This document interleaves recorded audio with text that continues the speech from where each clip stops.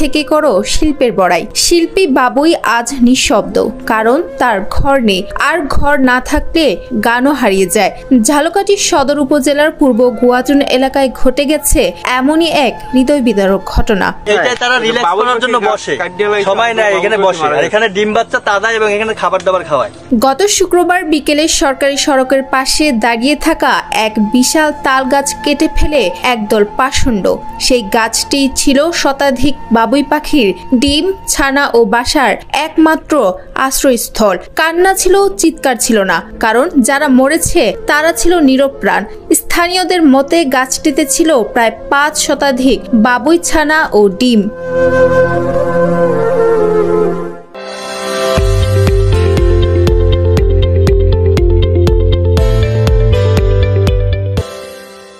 জানা যায় তাল গাছটি ছিল গুয়াচুন গ্রামের মোবারক আলী ফকিরের জমির পাশে। তিনি এটি বিক্রি করেন মিজানুর রহমান নামের এক ব্যক্তির কাছে।